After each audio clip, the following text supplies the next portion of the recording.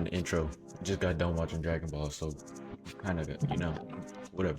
But we got another reaction, and today we're not going to be reacting to AMP. You can already see the title. We're reacting to This Disease is Deadlier Than The Plague. I don't know what it is, so I want to know so I could be safe, But before we begin, don't forget to like, comment, subscribe, share, all of the above, and don't need this. Hi, Steve here. Today, I'm moving over as the voice of Kurzgesagt for something really special. Our dearest friend John Green would like to tell you a story that's very close to his heart. So, let's hear it from him directly. Hey, John. Hey, Steve. Thanks so much. Let's dive right in. The White Death has haunted humanity like no other disease, following us for thousands, maybe millions of years. It was there when we tamed fire, invented culture, and ventured out of Africa to conquer the world. In 1815, it caused 1 in 4 deaths in Britain. In the last 200 years, it killed 1 billion people. Way more than all wars and natural disasters combined. Even today, it's the infectious disease with the highest kill count, but do you even know what we are talking about? We're talking about Mycobacterium tuberculosis, which causes tuberculosis. I know what tuberculosis is, not only because I learned it in school, but we all know from Red Dead. Yeah, unfortunately, he lost his life to TB. Anyway, let's continue. Or TB, our original arch enemy. Right now, 1 in 4 humans alive are infected with the bacterium. You may be one of them. So how is it possible that we never hear about TB? Well, the White Death is the perfect human predator. Very infectious, but very quiet most of the time. Careful not to murder recklessly. Perfectly adapted to your immune system, and just physically incredibly hard to kill. What exactly makes it so powerful? The perfect human predator.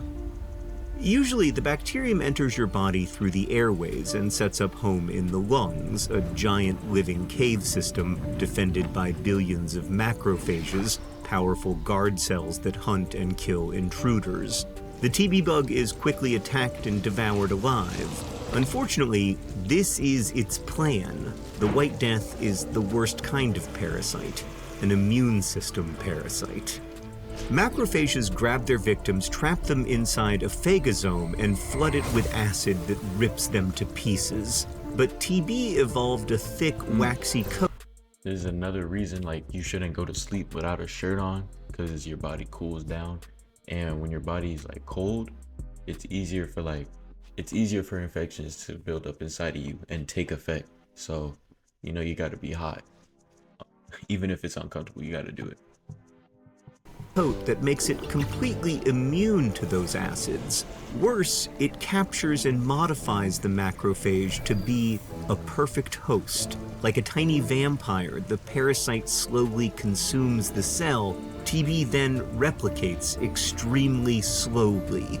Other microbes that make you sick multiply up to 60 times faster, exploding their numbers before the immune system can eradicate them. But the White Death is so well adapted to you, it has already won by being here. No need to rush things. When its host cell is sucked dry and dies, the bacteria infect new macrophages. Although these bacteria are Am I the only one that thinks those things look like Among Us characters? I know I'm not. stealthy, the decaying corpses they leave behind do activate a proper immune response. Your body knows something is up and mobilizes its forces. But once again, this is part of the plan. Macrophages and many other immune cells try to kill the bacteria, but that thick cell wall makes them a formidable fortress and resistant to many attacks, and it infects its attackers in the process. So when your cells can't kill them, they do the next best thing, keep the parasites from escaping. A granuloma is formed, a sort of white blob. In the center is a core of infected and dead macrophages, a pleasant home and food for the bacterium. Other immune cells surround this sphere of death to contain it, creating a safe space where TB can sit for years.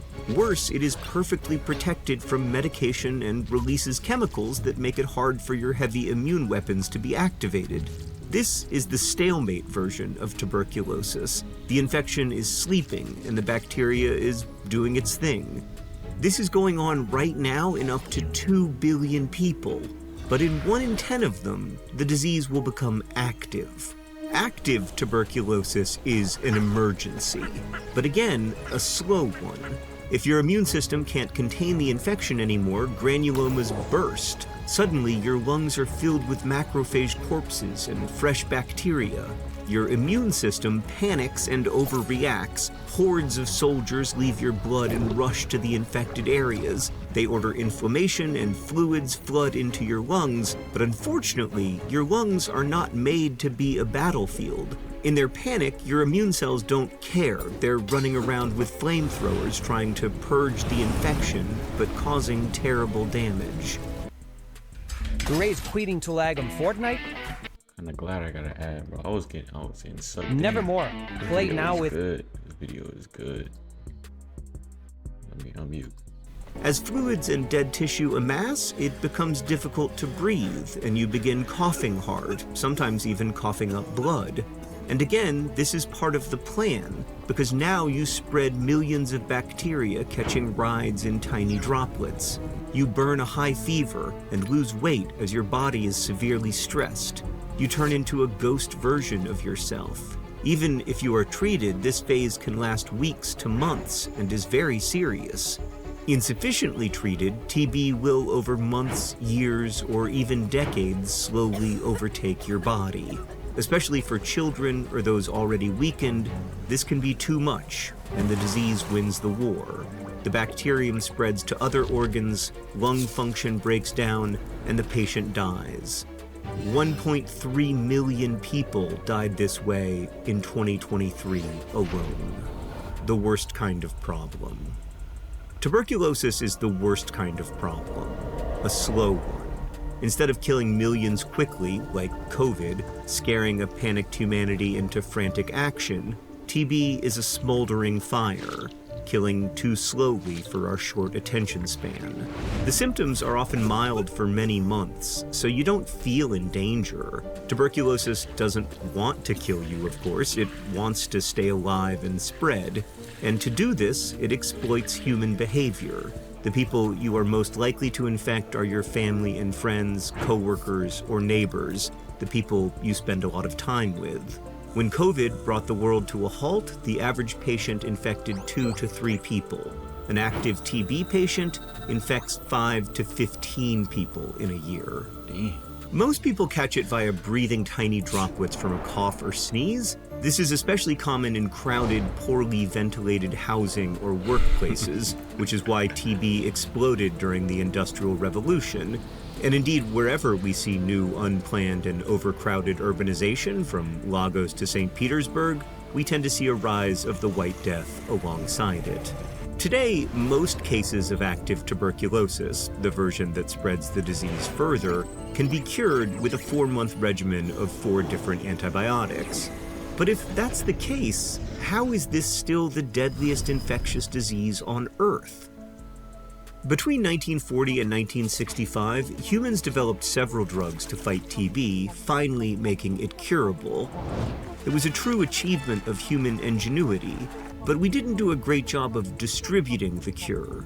While tuberculosis is almost extinct in much of Europe, the US, and the Middle East, it is still a very real threat in most of the world. TB kills people primarily in Africa, South America, and Asia.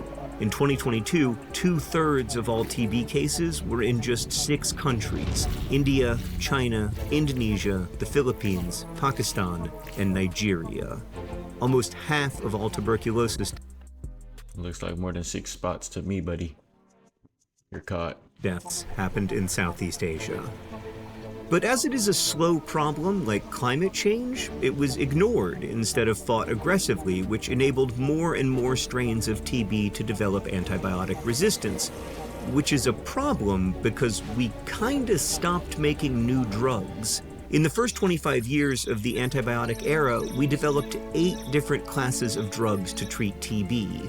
And then, in the 47 years between 1965 and 2012, we developed none. Developing new drugs is extremely expensive, and there was no concentrated effort to eradicate TB, and there simply wasn't enough profit incentive. There is a vaccine, but it's over 100 years old and not particularly effective. But beginning in 2012, we did finally develop 2 new classes of drugs that treat TB, and we may finally be at an inflection point again as better vaccines are on the horizon. Companies that made COVID tests also developed a quick test for TB. So we now have a real opportunity to push this disease back until it dies forever. But only if we get enough people to know about TB, like you do now, and to care about it.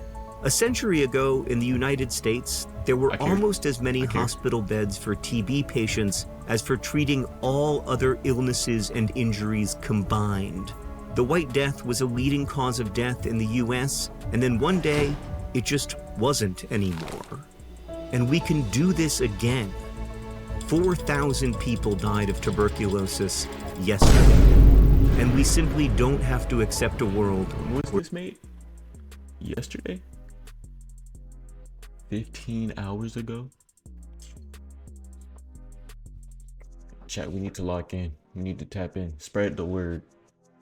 TB needs to be stopped. Badly. Where so many of us still die of a disease we know how to cure. The White Death has been with us for millions of years. It is time to continue our journey without it.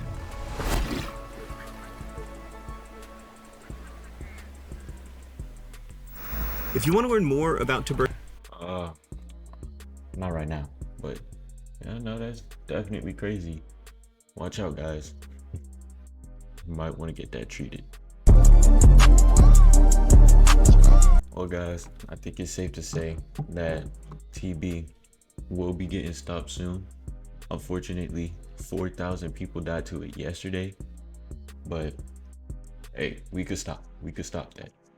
But nah, that's all for me from today. I'll see you guys later.